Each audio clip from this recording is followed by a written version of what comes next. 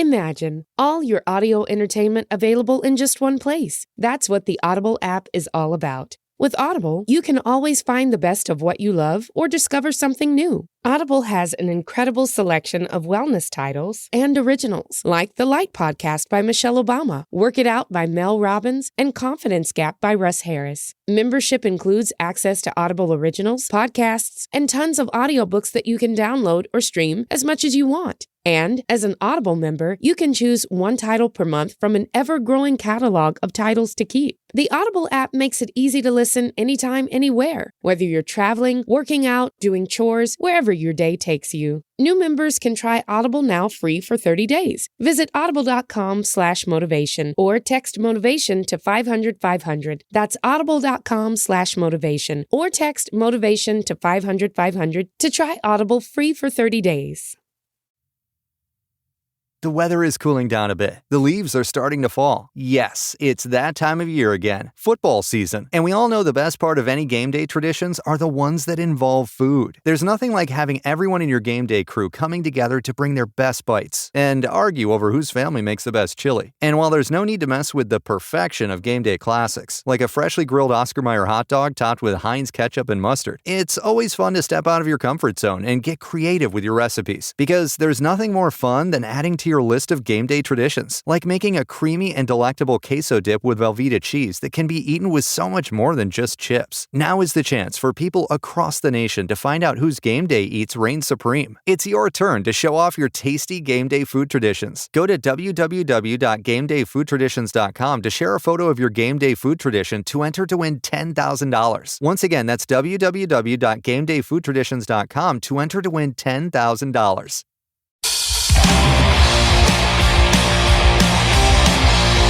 This is Full Change with Tom Laidlaw.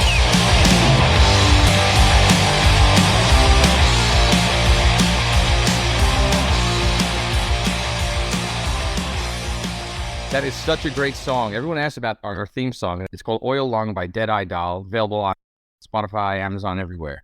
It's a banger. Why did you get to choose a song? Why didn't I choose a song? Well, the reason I chose that song is because you would have probably picked a country song. Amarillo by morning, up from San Antonio. Beautiful. George Strait. You Canadian guys love country music. What's that all about?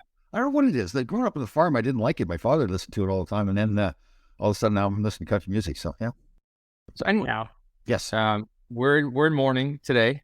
Our Rangers have been knocked out. You all, Randy Velchek, what, about $16.28?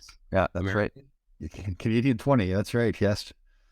Oh, God. I don't know what happened there, too. It's like the disappointing thing was, if you're going to have a grinded-out series, all games are close, and everybody's playing the best hockey, and you finally lose. I mean, that's at least they can accept that. But just the Rangers, there's got to be something going on there. I was thinking there's something in the locker room there. It just seemed like a lack of urgency, especially with guys that, like Chris Kreider, I just love as a player. Yes, he isn't always perfect. But it just seemed like he acknowledged himself. He was -4 in Game 7 there, and he said, I just can't let that happen. So it's nice to point that out after the game that you realize what you've done wrong, but that doesn't really help you when you lose in a playoff series. So, well, it looked like there was really nobody playing in that Game 7. I know the Devils are fast. Devils were young, they're fast. They move the puck well, but Zibanejad was kind of non-existent. Panarin obviously is getting blown up everywhere. He grew. I know. Fox didn't have a good Game 7. Yeah, he really wore down. Yeah, I'd like to. It's just like it seemed like there's something missing there mentally, right? They just weren't there totally. Yeah, that's a great question. And that's one, as a fan, I want to get your perspective because I noticed from the outside 3 times this year, the Rangers had their own players screaming at their own bench. Yeah. Now, that when we see that as fans, obviously that goes on in the locker room, right? But when I hit the ice, that's signal a problem, right, Tom? Well, the guy certainly signed, but Goudreau got in a fight in Game 5 there and then turned to the bench. He yelled at the bench. Like, he made a point like across the ice so everybody could see it. And then I think, if I was to have done that, I was trying to send a message to everybody, the whole building included, that we have got to get going. We're not playing as hard. And it got to be, and he did it in a good way. He was that big kid ball or whatever it was, had about 3 big hits in one shift. And Goudreau said, okay, I'm making a point here. I don't care if I take a penalty or not. I'm making a point and I need to change momentum here, which is a great thing for him to do the way he did it. That kid was bigger than him. He got a good scrap with him. But the rest of the guys just didn't follow along. I was watching a show one time. I won't mention the broadcaster's name, but he's a former player. And a player, this is probably 10 years ago, a guy during a game went out and got a fight trying to get his team going. And the play-by-play announcer said to the color commentator, "Do you think that works?" And the player said, "No, it doesn't." To me, that says more about that player than it does in the actual act. Well, who was the player? Well, it was Mike Johnson. When it does not work if the rest of the guys don't follow up with it. Sure. And that you said it. They did early in the year when Trouba threw his helmet against the boards and then screamed. They picked it up after that. But when it didn't happen with Goudreau, and then just like, Shesterkin did the same thing in the time. Yeah, definitely. I remember walking by, and for a player like that, he doesn't do it often. Like Lundqvist would do it quite a bit. So when you do it a lot, it doesn't really mean as much. But Shesterkin did it at that time.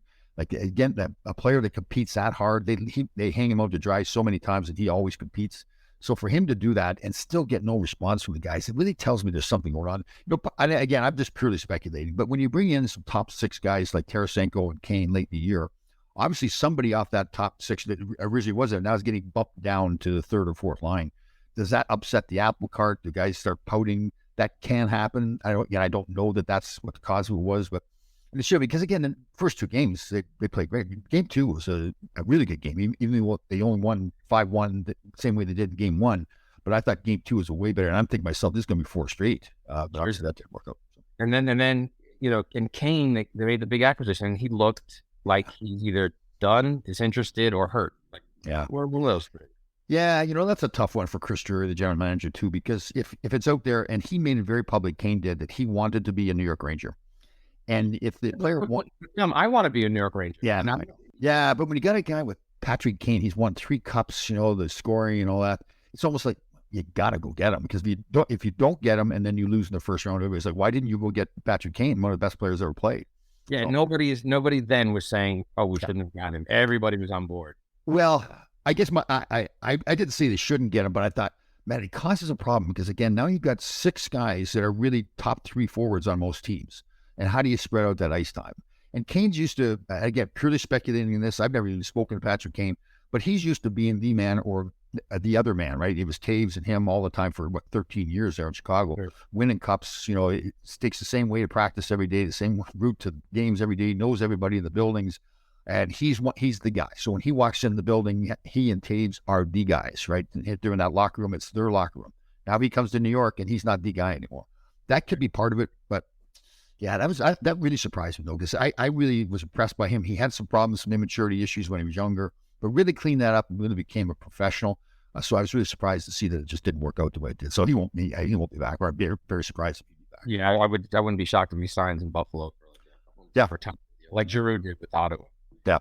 And the kids didn't play well. Yeah. Oh. Lafreniere is getting dragged all over social media. I mean, no points. And even Hedel, I liked his regular season, just wasn't much there. So you see Capo Caco and Lafreniere for the Rangers, and then you got Hughes and Hischier for New Jersey playing so well. It's kind of like, yeah, that's tough.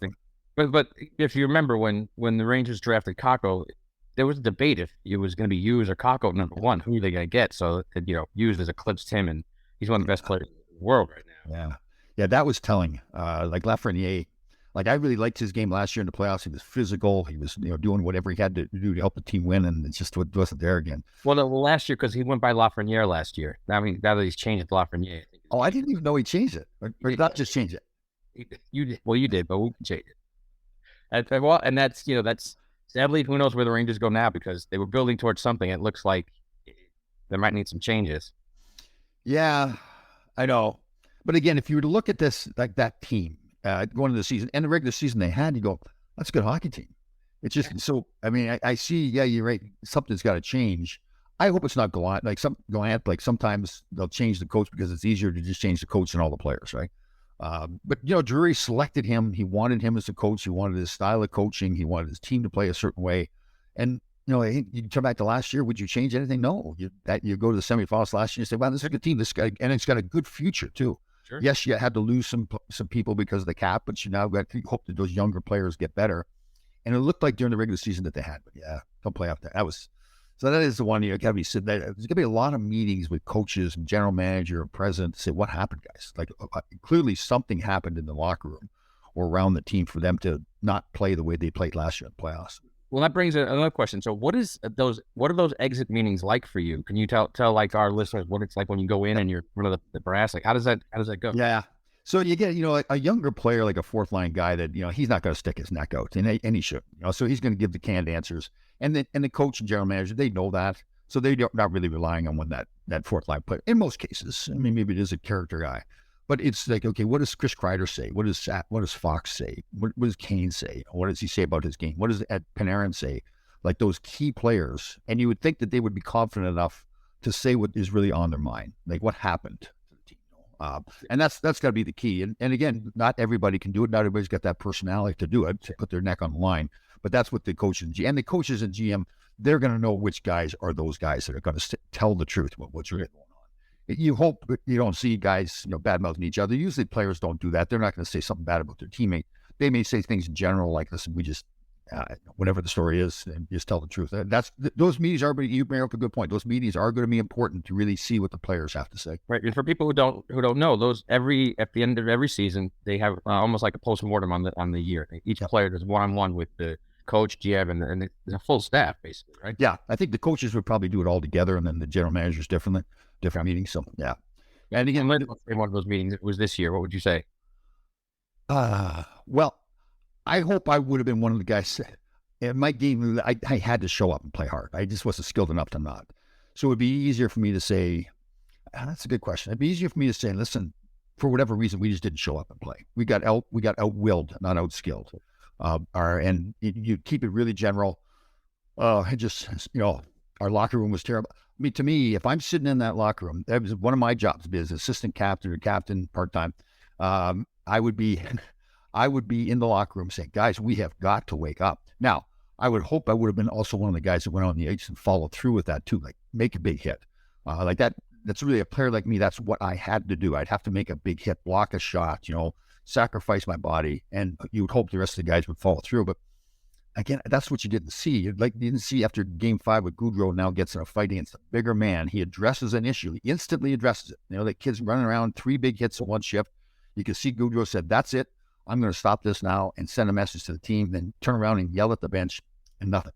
So that's... But short-handed goal right after that. Yeah, that's right. Yeah. So, yeah. So again, those meetings looked up, but again, it really amazes me is I like that team, and they showed a lot of heart last year in the playoffs. They were down in Pittsburgh. Shesterkin wasn't playing well. He got his game together. Lindgren was hurt. He comes back in the lineup, looks like it gives the team a spark. So I thought, they can do it. They've got that character on that team. So for them not to do it this year, there's got to be something, and we may never know what it is, but there's got to be something that comes out of these meetings, and people say, "Listen, okay, here's what's happened," and it maybe can't even point it. Again, my speculation is that again, you upset the apple cart at the top of the cart with Tarasenko and Kane. Could have been a great thing if those guys play well. Now you've got 6 top forwards that are fantastic. It doesn't look like that was the case. It looked like it to me. It looked like it negatively affected the team where those big name guys just weren't going. So, right. So chemistry issue. It sure looked like it to me. Yeah. And you hate to say that, but again, it's still a young team. Again, you look at the young players like Hedl and Lafreniere, or what's it? Keep changing his name. Lafreniere. Well, he changes it all the time. Changes a lot. Well, French Canadian. Yeah, he changed it. So it's just for them to not. Again, there was anticipation that they were going to be top 6 forwards, and now they're not because of the acquisitions they made. But you would hope that wouldn't be something like, it wasn't like they weren't getting played. You would hope that they're not pouting because of that. So I'm not saying they are pouting, but I mean, if I'm a young player, I'm in my 2nd, 3rd, 4th year in the league, I've got a chance to win the Stanley Cup and having a great career in the city of New York. And then to have them play the way they did, especially when you know that they can play so much harder, right? They've showed that before. Showed it during the regular season, showed it last year in the playoffs. So. If it were me, I'd hire the best skills coach, the best skating coach. I'd get a personal trainer, and I just work my butt off in the summer. But yeah, who knows? Let's see. Well, and you're right, and these guys do, but I think it's more between the ears. Maybe. Yeah, I think it's just like they're overthinking. There's a couple of times where players, I think it was Game 5 we were at in New Jersey there, where Miller, like you could tell he was just out of it, like he was coasting to the bench for one change, and then the play started coming right by him, and he's just like gliding to the bench. That's a sign, okay, you're not into it mentally. Skate hard to the bench. All those little signs right? Panarin, I think he turned the puck over that power play they had, and then he didn't back check all the way. Like those are little signs, like, you can't do that. You can't send, if you're a star player like Panarin, you can't send that message to, even if you're not going to catch the guy, you can't send that message to the rest of your team that you just quit out there. Gonna be an interesting summer for the Rangers. Yes, it will. Yeah, it'd be interesting. You'd love to be in those meetings right now. You'd love to have the meetings that Gerard Gallant and Chris Drury are having right now. Glenn Sather's probably in town, be part of those meetings. Mr. Dolan's going to know what's going on. I mean, there's money out there. He wants to win. The money is everything, but it's a lot of home gates that are gone with anticipation that this team was going to be a contender for a cup this year and for many years down the road. So for him to go like that, yeah. Sadly, it's one cup in 83 years now. So yes, got to do something. Not that I don't want to rub that on your face. You were part of that, but yeah. Well, especially like, I think back to when we lost Game 5 to the Islanders in '84. And Kenny Morrow scored in overtime. Listen, we hated losing. We should have beat them. Should have beat them in Game 4, and then the series should have been over. But you look back at that game and you go, I just don't think we could have given a whole lot more. I mean, it was Ken Morrow. He didn't score goals. I don't think I just from a fan. I was a kid watching that. I remember because my friend Ed Borowski called us up screaming after the Islanders won. I wanted to kill him, but we cried because you guys put it all on the line. Yeah, I mean, and everyone knew the Islanders were a better team. We were just hoping that you'd finally get them. You almost did. Oh, yes, and that I remember right afterwards, you're like, oh God, we're so close. We should beat these guys. Why do these guys keep winning? But then you look back at it, like I've watched it a few times. I don't mind admitting it because it was a fun game to be a part of, and I watched it. I go, oh my God! Like the overtime seemed like there's no whistles. We were just going and going. It's great. And yeah. Look, Mary Pady falls down, and then out comes Morrow. And suck. But again, everyone watching that, no one said you guys mailed it in. Everyone was like, they gave it their all. They put the That's why we won that team. But this team was like, what happened? Yeah, again, you're right. And what happened, again, because they've shown a whole different way of playing. They played hard. Last year, I thought playoffs were fantastic, coming back in games, coming back in series, hanging in there. Great goaltending. Again, Lindgren, I thought, played such a huge role because he came back and just hurt the guys. You could see the guys feeding off him. He was playing hurt. He'd get hurt out there, and the guys would play harder. So they've shown that they've got that makeup there, that they can play that kind of game. So to not happen this year, that's... interesting. Yeah. All right. Well, let's talk about the second round, which is about to start, and we'll get your predictions, and we'll go back and see how we did. But I don't think we did so well on our predictions from JP Boyle. No kidding. How about Colorado lost? Oh my God. Yeah, that was a big upset. So let's talk about that series first. We have Seattle taking on Dallas. How do you think that's going to go? Seattle's on a run here. Well, you remember back when Vegas in their first year went to the finals, right? And I was one of those people who kept saying they can't keep doing it. They're not going to, even in the regular season, they're not going to keep winning. They did keep winning. And then they went around and said, well, they're not going to win another round. And all of a sudden they're in the finals. And Seattle looks like that same kind of team that, they you get on a roll, you're doing all the little things right. I talk about that so much. It's like, once you get on a roll and you're winning and how you're winning because you're doing small things right. You're not trying to make big plays. You're making a 10-foot pass as opposed to a 40-foot pass. Yep. Doing all those little things, getting it out of your zone, in the opposition zone. So at the start of the playoffs, everybody was telling me how good Dallas was, and I really hadn't watched them that much, so I was overlooking them. I'm still going to go with Dallas. I just think that they're a better team. I'll go with Seattle in 7. Okay. All right. I got Dallas in 6. All right. Then we got Edmonton versus Vegas, which should be a great series. Your buddy Jack Eichel, he's moving on to another series. That's right. You know what? I just think with Edmonton, with Draisaitl, with Draisaitl and McDavid, they're just too good. I guess the question is their goaltending good? But it's not like Vegas' goaltending is that much better either. I mean, Quick is there, but I don't think he's playing. I think he's more like a backup. I think he's more of a mentor. I really think this is McDavid's year. It's all wide open for him. I think this is the year he gets to the finals. Yeah. Maybe wins. Right? I do. Other than Eichel, I do like Vegas. I like that Stone a lot. I think he's a real competitor and a good hockey player too. So I like Pietrangelo back on the fence there. So I guess I got to go with Edmonton, but it's going to be 7 games. I agree with that. I think it's Edmonton in 7. Yep. All right, let's swing east. We have the Florida against your hometown Toronto Maple Leafs. Can they get to the third round? So in a different way, they're like Seattle, right? Toronto loses all the time. They got a great team. They should win. They never do. But maybe it's their year this year. Again, the question for me is goaltending. Are they good enough? Does one of the goaltenders get hot and carry the load for them? They've certainly got a talented enough hockey team that can certainly score goals. Questions goaltending. I I'm going to go Florida in 7 games. I just think that they're that Seattle team out east here that is on a roll. Nobody predicted them to win that first round. They did. So I think Matthew Tkachuk is going to will his way through this another round. He's a stud. Wish the Rangers had a player like him or his brother. He's just a stud player. And they have other guys too, like Bardov and Verhaeghe, who are just really under the radar, great players. I think Florida takes it in 6. Yep. And then finally, we got to talk about Randy Belichick's Devils and the Carolina Hurricanes. Yeah, can't believe it. Well, my old college roommate, Don Waddell, is president and GM there in Arizona. He should be in Carolina. So I've got to go with them. But I also think they're good enough. I love Rod Brind'Amour as a coach. He gets his teams prepared. They got a new coach. Yeah, he changes his name. You didn't know that? You didn't see the press memo? Rod Brind'Amour. What did I say? In the first, you did that the first round too. You said Rod Brind'Amour. You know, that's a gift, right? That I can change people's names like that on the fly. You have that power. Not everybody can do that. So you can. I like Rod Brind'Amour a lot as a coach. I think he gets his teams prepared. Not that Lindy Ruff doesn't. He obviously had his team prepared at New Jersey, but Carolina is just all over you. They strangle you. You can't move. But so I'm going to go Carolina. I think the Devils are going to take him. I think Jack Hughes is going to ascend. I wish he would stop crying as he was doing in the Rangers series. That didn't look good. He was crying a lot for the refs.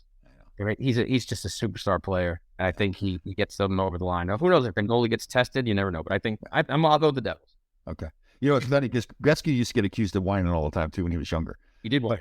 Yeah. But you remember, like, you figure you're a referee, and with Gretzky, he's such a great player, and he's whining at you all the time. Sooner or later, you got to go, am I wrong here? Like, Gretzky's a great player. Well, Crosby did it too. Crosby whined. Yeah. Still probably does. Yeah. But those guys have the puck the whole time. They're always in the action. They mouth every call. I get it. Totally. Yeah. And they know exactly what they're doing. All right. So let's get to the first guest. People are going to love this show. Okay. Let's get it on. Here we go. This is Full Change with Tom Laidlaw. Hey, Tom, we got a great show today. I'm very pumped up. We have one of the toughest guys to ever put on the blue shirt, a former client of yours. We have Darren Langdon. Oh, my God. How did you find him out in Newfoundland there? Oh, Langer, what's going on? How you doing, brother? Oh, all good, Tom. All good. Tom and Tom, is it? Am I getting it right? Well, he calls himself Tom Smith. I don't know if that's his real name or not. No, it's actually Ron Duguay. I changed it. Yeah, definitely. Darren Langdon. So just so everybody knows, I was Darren's agent so all his success was because of me and what I did for him. Got him from the East Coast League to the National Hockey League. I'm just joking. Darren, was there nobody else available? Like, how'd you wind up with Laidlaw? I don't even know. I didn't even know what agents were. So he was playing in where were you? Is it Toledo? No, Dayton. Was it Dayton, Ohio? That's right. Claude Noel was his coach, and I knew Claude Noel for many years. Good guy. And Larry Plow was with the Rangers at the time. He was assistant GM. He wanted to sign Darren to go play in Binghamton, the farm team. So Claude said, "Listen, he needs an agent." And I said, "Well, okay, I've got nothing else to do today, so I guess I'll take him on." And then Larry Plow said to me on the way up, he said, "This guy could play in the National Hockey League someday." And I said, so I started paying more attention to him because I figured I could make some money off him. But yeah. So where's Darren? Where's home? Deer Lake, Newfoundland. Deer Lake, Newfoundland. Yeah. And that's where you were born and raised? Obviously, most of your audience is from the States, or what? It's all over. It's all over. Yeah, all over the world. Sure. All worldwide. Millions of people. Connecticut, there, where you live, there, Greenwich or wherever. That's your main fan base, is it? No, we're worldwide. This would be worldwide. Anyway, Newfoundland is just most U.S. people and most Canada don't even know that. When I explained where Newfoundland is, I said, where the Titanic went down? They said, kind of. I said, well, that's where Newfoundland is. And I didn't know that's where the Titanic went down. Well, probably 200 miles off. We're the closest thing to where it went. Right. What goes on in Deer Lake? Is it a big fishing town or what? No, I'm not even on. Well, the ocean is 30 minutes in every direction from me, but we're on a lake, Deer Lake. Oh, come on, Tom, figure that one out. That makes sense. That's why you're such a good agent. Research. You actually paid me money to represent you. I don't know. I need I don't know there's a lake at Deer Lake. That's good. Very good. Very good. So that's born and raised. We don't have, that said, Tom, we don't have any deer here. So good point. Thank you for backing up. There you go. They called it Deer Lake, but it was caribou actually crossing the lake. So yeah, we're kind of fucked up. And what'd your father do there? What was his work? He worked at the paper mill at Millwright. Oh, okay, good. So you start playing at what age? Like 6, 7 years old? Did you start? Whatever, same as everyone else starts. Like it's minor hockey. Yeah. Were you pretty good when you first started? right off the bat? I don't think normal, but I was always growing up pretty good. Obviously, my skating wasn't the greatest, but everything else was pretty good. Yeah, pretty good hands and everything too. Good So, hands, yeah. so did you stay right in Deer Lake and play all your hockey, or what time did you go play junior hockey? Yes, I stayed in Deer Lake, but I went to PEI in the Maritime Junior League when I was young, like 16. I didn't make the team. Anyway, I should have made the team. I went back a year or two later, 2 years, I think, and then I was MVP of the league there, I think. So, I didn't know that. Wow. So they didn't really know how to scout very good, or didn't know talent. Didn't know talent. Yeah, but I got a lot of buddies from over there now, so it was definitely a good experience. So did you go play major junior? No, just from there to I think I went to Dayton because I don't even know who had me a tryout at Peoria in the IHL, I think then, and so I went to Dayton anyway. Peoria didn't even give me a look, and Dayton actually I sat out the first game. He said, "Yeah, we're going to keep you at Claude." Claude's a dandy, nice guy. I love him. Yeah, good guy. Yeah. But anyway, I sat out the first game. The other tough guy played. He got hurt. I don't even know if it was in a fight or whatever. And then I played the next game. Fought, I think, the toughest guy, or one of the toughest guys anyway, and done good. And scored a goal and had a couple of assists, something like that. And the rest, right. I didn't sit out again. Yeah, the rest was 429 penalty minutes that season. Yeah. Also 23 goals, though. Right. Yeah. I forgot. So you went. So you go to PEI. So it's not major junior hockey, right? And no, it's tier 2. So junior. And did you start fighting there? Is that when you started doing a lot of fighting? No, because I was kind of a goal scorer there too. But everyone, I had that everyone just wanted to fight me, and I just fought at the end of the game. So, really, and I always done pretty good, and I never really got beat up. So I kept fighting. So really you could play the game, but you're fighting like it was not like most people. Like for me, if I ever got in a fight, I'd just stand back and cry. I'd cry. Yeah, hit me. With that ugly bucket you used to wear. Oh God, big bucket too. I'm playing an alumni game this weekend, and they asked me if I got a white helmet. I said no. I forgot to tell them I need the extra large size. So, but I mean, you're one of the smartest fighters I've ever seen, and a lot of people talk about that how smart a fighter you were. Did you learn? Did somebody teach you how to fight? No, I did. That's one thing. Somebody asked me, "Can I teach?" Well, not now as much, but a few years ago, can you help my kid learn how to fight or whatever? I said, well, nobody helped me, and you can't learn how to try to take a punch. And right. I don't take many punches, but if I do get it, I get it in the right spot on side the head. And right. It don't really affect me. Like I think if you got hit on side the head, you'll be out for a month or so. But plus the guy break his hand on that dome. What? So, but I mean, like you're fighting Bob. You told me one time when you're fighting Bob Probert, you said you could hear him breathing hard. You knew you had him because now he's getting tired. But meantime, he's punching you in the head, right? Yeah, but I knew he was a little bit older than me, and so I that's what I do. I kind of wait till they get tired, and all they're doing is, if I'm going in throwing and being stupid when they're at the beginning of the fight, I'm going to be knocked out. Like I think I used to tell Ryan Vanderbush, he used to play with me. I said, "Oh my God, Ryan, how do you fight like that? He gets hits." Yeah. And he was one of the toughest guys you could ever see. But right, I just didn't like. Not that I didn't like get hit. I thought it was better not to get hit. And, come on at the end, and at least it looks like you're winning if you're the last one standing. Anyway, we did a lot of. So okay, we ask a lot of fighters, and most of them say after the fact that they did not like fighting. Did you enjoy it? I wouldn't say I enjoyed it, but I didn't really care. I know some like I think George the Rock used to get really nervous night before, and not me. I didn't really give a shit. I mean, really. So the night before, I had to fight every 5-6 games. I mean, living in New York City, making a bit of money. Right. I mean, it didn't get much better than that. Had to go and fight every blue moon. So when you go into Detroit, and you got to fight Bob Probert or Joey Costa. I don't think I fought Bob Probert in Detroit. He was in New York once, and he was in Chicago. All right, but the night before, you got to play those guys. Yeah, I know. I don't really get. I didn't really get nervous. No. Right. Didn't think about it. Didn't think. Oh, okay. No, I think I went to the strip joints and they calmed me down a little bit. A couple every now and then I did. Canadian ballet, right? Oh yeah, exactly. And the flip side was like Darren was known as probably one of the best beer drinkers in the history of the National Hockey League too, would be able to perform.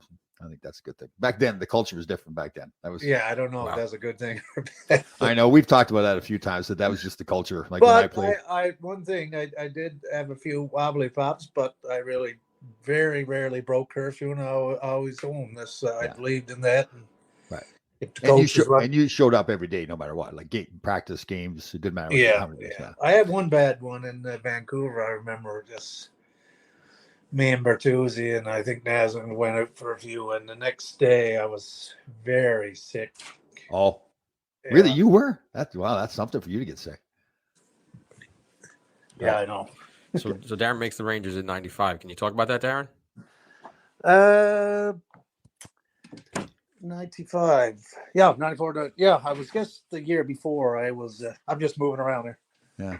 The year before, I was with Colin Campbell in bingo, and he kind of liked me. You know, he's a farmer type. Like Newfies, like my attitude, like my toughness, and when I think Joey Koser got hurt there in preseason. Anyway, couldn't play. Anyway, I made the team at a camp, and obviously there was a friggin' lockout, so I didn't play. So I got sent back to bingo. But I think that season was like 40-something games. I got to play 18. I think Koser was back when the season started, but after a few games they were losing. I got the call up, and I was there in the NHL ever since.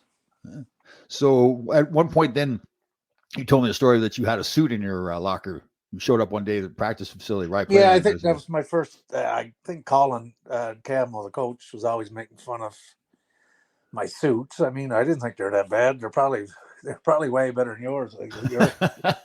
But anyway, I guess so. This is the first game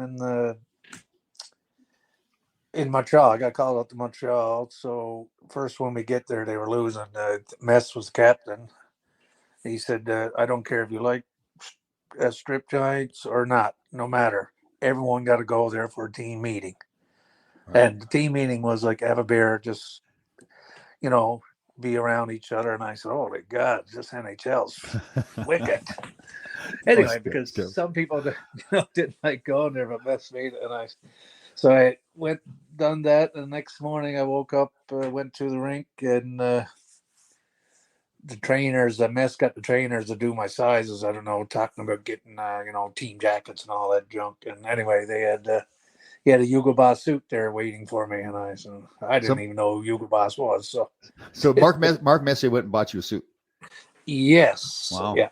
So did he say anything to you?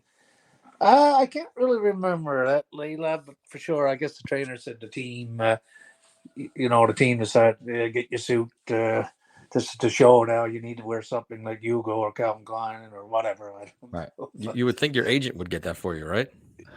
I don't even know if he knew I was up there then. That's not true. I knew I was going to get paid because now you're playing in the National Hockey League. Yeah. Yeah. Definitely. So you were, like, I told a lot of people you were my favorite client too of all the years that I was an agent for 22 years. Yeah. Wait, so your other client, well, I don't know, you might have had 2 or 3. Brian Berard was in the Oilers, so you live next to me, but I think you've seen Brian probably what, that's 70-80% more. That's not true at all. You said it was Brian Boucher last week. What's going on here? Oh, he got Brian Boucher too. Yeah. I guess whoever he talks to, he says the same. I seen Brian Boucher on TV last night. His kid was playing in the World Juniors there. Oh, okay, yeah. They showed Boucher and his wife. I didn't catch on until they said former NHLer Brian Boucher's kid.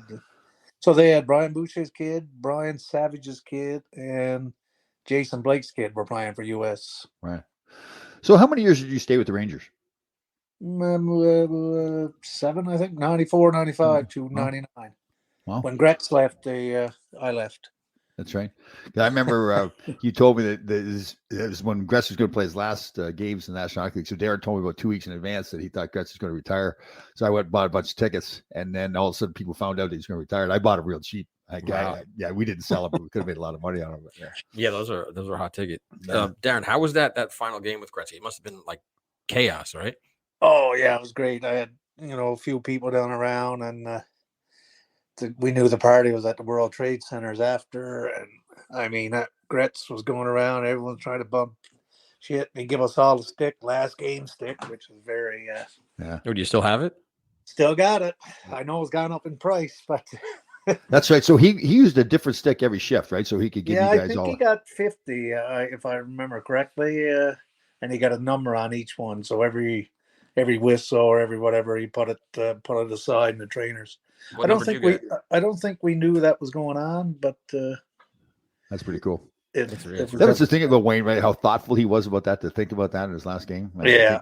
I remember. remember though, he was just like the fucking signs were keeping on playing. He was just keeping on going around the ice, and I was thinking to myself, "Come on, Gretz, let's get to the party." I'm thirsty. As I like that shit takes, but he's going That's funny. That's funny. anyway. So where'd you go after the Rangers? Where'd you play? Carolina. Did you get traded there, or were you signed? Yeah. Oh, okay. Yeah. I think it was Sandy McCarthy, maybe. Oh, okay. Me and Rob DeMaio. I don't know. I forget. I'm pretty sure it was Sandy McCarthy I got traded there for. And another guy. There was 2 and 2, I think. Right. And how many years were you in Carolina? Maybe 3. Yeah. 3 Did you like it there? Who was coaching you there? Paul Maurice was Oh, the okay. coach. That's right. Yeah, he was good. Yeah. He was young when I first went there, and they're a new franchise, but comparing New York to Carolina and Yeah. the hockey atmosphere and all that was completely different. I mean, and you get spoiled when you're at New York. Yeah. And you go somewhere else. I mean, it's completely different. Yeah. Darren, Yeah, had you no been, doubt. had you No been to doubt New it- York before you made the Rangers? Say that? No. So what were your thoughts about coming to the city for the first time? Yeah, it's just obviously amazing. I obviously drive around, but just to tell people, back home that you're in New York City, I mean, it's a great honor. And then you're in, obviously I heard about him. It's not heard about it. I watch sports all the time. So MSG is the world's most famous arena. So it's, it was good to start. And I mean, obviously, like anyone says, it's hard to get any better in New York. So, not that any of the other places were bad. I mean, it's just you're on top when you're in New York in terms of everything. So, Sure. So did you get a fight in your first game at the Garden? I can't remember that. Yeah. So I mean, do you remember the fan reaction when you got in your first fight at the Garden? No, because I remember what the frig preseason. Yeah, that 94-5. I fought Randy McKay twice in the same game, and it was 2 really good fights. So the crowd were going. Yeah. Number 57 I wore in preseason. I remember that, I think. Yeah. And the crowd loved you too. Every time I go to things like, we were at, it was like a month ago, you were in town there, we were at Penn 6, and nobody wanted to talk to me. They all wanted to talk to Darren. Oh, yeah, sure. Yeah. You goes around chatting with them all, so I just sits in the corner. Darren, do you remember your first goal? Yes, first game. Well, I scored my first game, but I didn't actually score. Jeff Bukaboom, I think, shot, and it was against Patrick Waugh. Nice. I just throw that in there. Jeff Bukaboom actually shot from the point. Paul Stewart was ref. They give me the goal anyway. He said it hit off me, bum or knee. And you don't think it did? You cheated? No, I know it did. I went to the ref and I said, that didn't hit me. He said, yes, kid, it did. I said, okay. Nice. Yeah. So he would have liked you. He would have liked you. I guess if they had the good replays like to do today, I wouldn't have that goal, but thank God they didn't. Do you have the puck? Yeah. They did. I say they still do. Back, they put your puck on a plaque and gives you your plaque. So I don't know if they do the same today or not. But yeah, I think your agent got that done for you. Yeah, I'd say Rangers didn't even do that. That was Tom. Yeah, definitely. And the good stuff I did. And so you went from Carolina to where? Vancouver for a year, 2 year and a half. I don't know, year. Then Montreal picked me up on waivers there for a year. Worst thing about going to Montreal, I scored in the playoffs against Boston. Everybody watching home. They said, yeah, that's Darren's first goal in 200 something games. I said, for freak's sake, why did I have to score? It went that long? I went 120 games one time. I don't know if it went 200, but it went a long fucking time. Oh, I had a few chances, but I didn't put them away. Now, were coaches ever saying anything to you about not scoring, or they didn't care? You were doing your job fighting? No, yeah. It wasn't a ton of fighting then either. It's just Claude Julian there. He liked the way I played, and I, it was still a bit physical back then. Or well, it's a little bit now, I guess. But you had to get your forecheck going, and there were still tough guys on the go. So, but obviously it was weaning out at that time. Right. So there just wasn't as much fighting. It wasn't that you weren't fighting as much. The fighting had dwindled down in the game. Yes, and like I said, you still had your domies and twist. And Probert wasn't there then, I don't think, that late, but I can't remember. But anyway, it's it was definitely dying down. You knew it was gone. Then from there, I went to Jersey for half a year. And that was a lockout year too, right? There was. Yeah, no, I think someone Montreal wanted to sign me for a year, and they said, "Well, we want you to do a test, if you're before we." And whatever, about second year. And anyway, you said, no, we're not doing that. Anyway, Jersey signed me for 2 years because we knew 1 year is going to be useless. Yeah. And that was a full year lockout. That's right, too. And then so you had the next year, and then you retired, right? That was it? Yeah. So what's the best fight that Darren Langdon had on your side that you beat the guy? I don't know. Like, obviously, fighting Probert, fighting Twit. Like, I had some good fights with all of them. Domi. I mean, I had Stu Grimson too, right? Stu Grimson, yeah. He was probably my toughest because he just had a weird fight and so big too. Yeah. He got the shirt over my head a couple times, but yeah. And when you get your shirt over the head, you take a couple smacks in the head. But other than that, I don't think I was ever like buzzed in a fight. I don't know. You never heard like a cut even, did you? No, I don't even know if I was cut ever in a fight. Maybe once. Yeah. Yeah, I think once. Rob Ray or Brad May because that's when they wore their shirts and they just ripped off. Right. And you couldn't get hold of nothing. I think he hit me and I had blood somewhere, but right. I didn't like that. How about we fought Zdeno Chera on the island too? Yeah, he was only a youngster then, so but he's so big though. I know he's huge. Like fighting a tree. Yeah, he's huge. I remember watching that. That was pretty good. Yeah, I think that, and I mean, I fought Tony Twist once, which you're always kind of wary about him, but he's like a Joey Koser. Thank God I didn't have to fight Koser. Right. How about Ty Domi too? That melon is like you can't hurt him. Wow, that's pot calling the kettle, huh?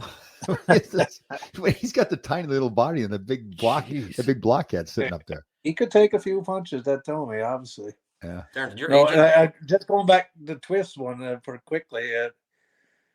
The way he fights, he just holds his right arm way back and ready to freaking kill you if you miss with a punch. So I was thinking to myself, I should give him a left there now, and if I hit him with the left, it's going to be good. But if I misses with my left, he's going to nail me with my right. I won't be able to go out with the boys after. We're in St. Louis, a good town. So I weighed my options and didn't hit him with my left, and we went to the penalty box. Everything was good.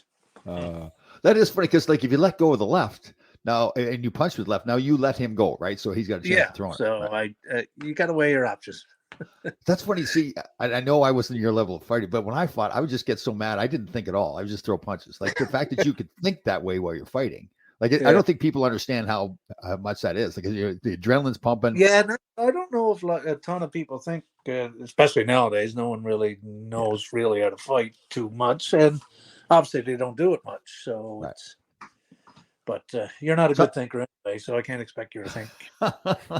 Tom was just thinking, hold on to this jersey for dear life, whoever he was fighting. Oh, I was definitely one of those guys, like for the first 15 seconds, I could just throw them. And then all of a sudden you realize, okay, now you're getting a little bit tired. Thinking, okay, just hold on here. This is, I remember the first time I fought McSorley and he was young. Didn't realize who that he was the first one? Yeah, that was that was his one. It's like his second fight. I think he fought Scott Stevens like the night before, and then he fought me. Worst part, here's the worst part about a guy like Marty McSorley. When I fought him, like he couldn't play at all, so he had to fight all the time. So every time we played against him, he said, "Laidlaw, let's go." I go, "I'm not keeping you in the league." You fought Marty, right? Yeah, I probably had the longest fight against Marley. We just kept going and kept going and kept going because he's a he's one of those that could go forever too. Yeah. Right. Yeah, that was in San Jose, and I think I remember John Davison saying someone told. See, you sees it on YouTube every now and then, and fights come up on your Facebook. So I check him out. He said, "If a guy ever deserves $1 million, is that Darren Langdon?" Said, There you go. There you go. Dating. He should have been your agent then. Yeah, Yeah, definitely. So all right, so it all ends in New Jersey. And then I remember Lou Lamb was pretty good to you too. There was something he really took care of. Yeah, you he was nice. I got one little story. I got, I don't know. I kind of got in trouble once, which I hardly ever get in trouble. But a couple of the boys wanted to go out and were flying in. I said, "No, I'm not going out. I'm just ordering some beers and wings for my room." And all of a sudden, one guy said, "Yeah, okay, I'll come to your room." Then all of a sudden, I had 10 people there, and like Marty Brodeur, we had everyone. Anyway, I went down the next day to pay my bill. He said, anyway, Lou checked out my bill and seen it was $1,000 or $2,000 or whatever, and then he, calls you in there, and you can't be at that. I didn't tell him the boys wanted to go out or anything. I just said no, but I shouldn't be at it anyway. That was one of those stories. I mean, he was good about it. He just let me know. Yeah, he had his way of doing things. Right, if you're one of his boys, yeah, I remember he liked you because he really took care at the end there. Yeah. Yeah, and back then, like they had a ton of players come back, and he took me in, and Darren, I know you got 4 kids there and triplets. He said, "I don't want to send you down. I know it's probably this is probably your last year. So if you want to take your family and go home, I'll send you your checks." And the next day I was gone. That's right. I remember that too. All right, so you leave New Jersey then, and now your career is done, right? Yes. And you have triplets. Right? So it's a change for you. Now it's that full change, right? You go from being a hockey player. Now you what's that? 2005, I think that was. 2005, yep. Yeah. So what have you got going? So you already had your bar going, right? Your bar restaurant, Langer's? Yeah. Yeah. Well, it's kind of a bar, like pub. It's not kind of a restaurant. It's mostly drinkers. Yeah. So do you go back and now you go back to work there? I don't it kind of runs by itself, and the wife takes care of it. Right. I haven't done. I got a little gig. It works for my buddy. It only does 5 hours a week.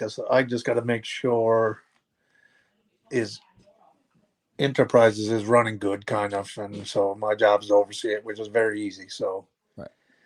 And the other that I come to New York a few times a year now to do a couple things, and actually this week I'm going Labrador, which is in Newfoundland, Northern, with a few Canadian alumni doing a thing at I don't know if it was on the reserve or at Goose. Anyway, I don't know much about it, but doing a few things like that, which keeps me a little bit busy.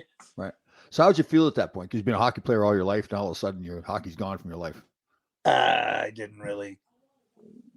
I don't know. I think us Newfies take it a different way. I just, get me back to Newfoundland, and all we think about when we're away. And Newfies still today, go away to work in the oil patch out to Alberta, working.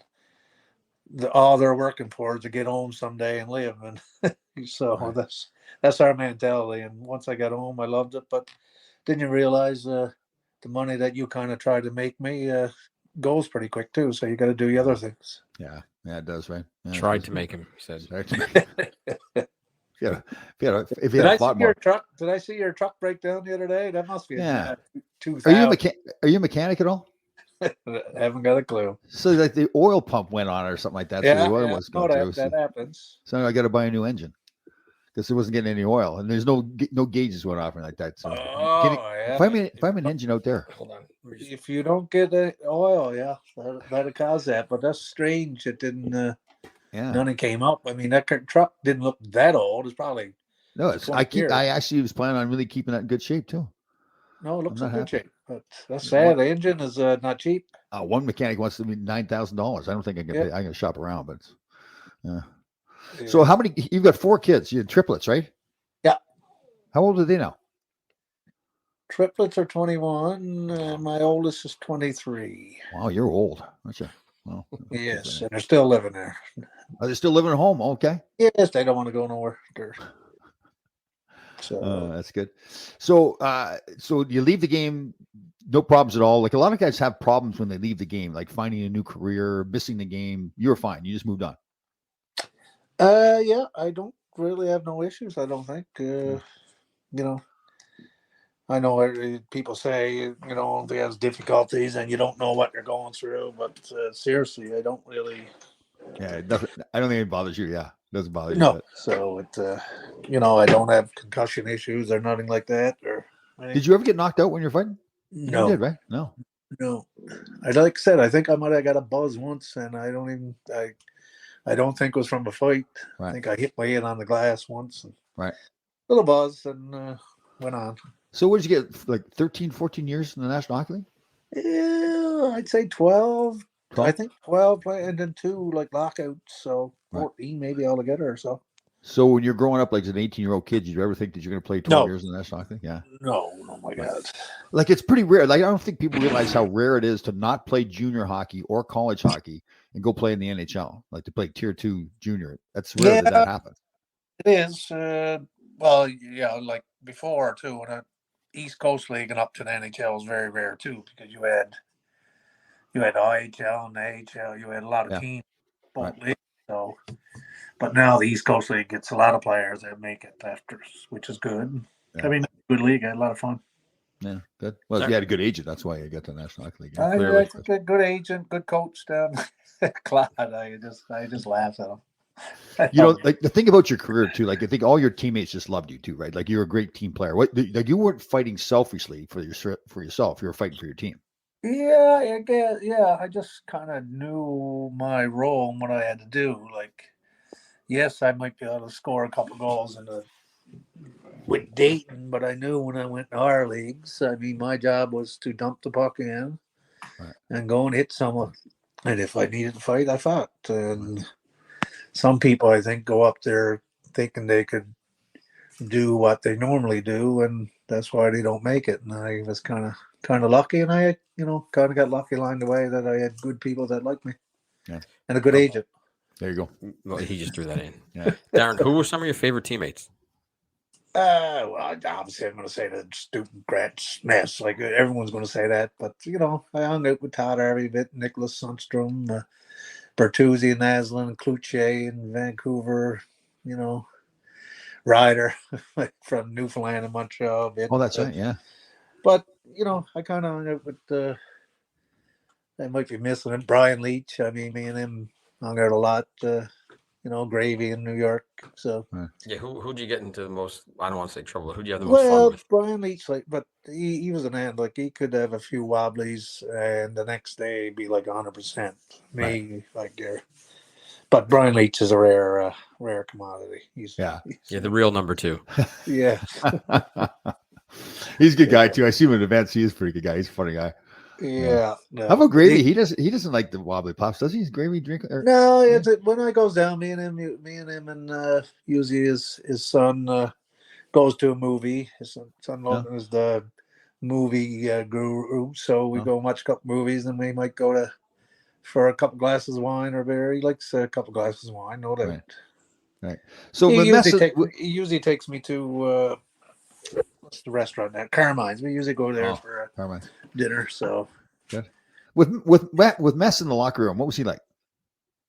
Really nice. I mean, I don't think anyone would have a bad word to say about Mess. So he was just up front, like he told it the way it was too. I mean, if you're doing something wrong, walking on the Ranger logo or throwing down your jersey, I mean, he just set it out for it. You knew what the rules were, and I think there were good rules, which I still, when I went to another team or I followed those rules, respected your jersey, respected the logo, respected trainers.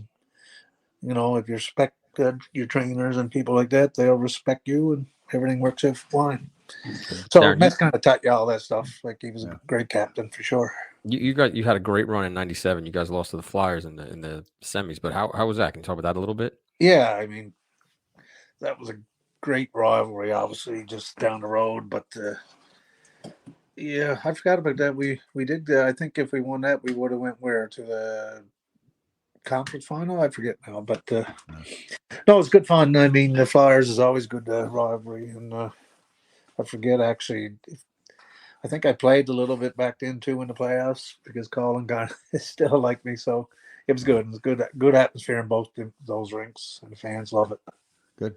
Any regrets about your career? Nope. Like agent maybe. I think you knew that was coming. Oh yeah, You'd totally. be an all-star with a different agent. Totally, yeah, totally.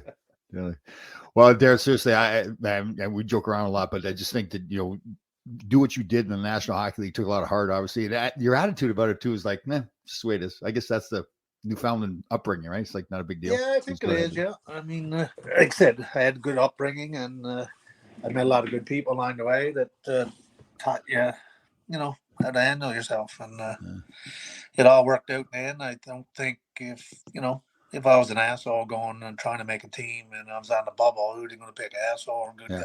No, So totally. just want to be a good guy, Yeah, well, that's just who you are too. So, well, listen, it's been great to see you again. Great to catch up. Thank you very much for coming on the show. You did a fantastic job. Anytime, at least once every 2 years. There you go. Thanks for coming on, Darren. All right, brother. Talk to you soon. Okay, Tom.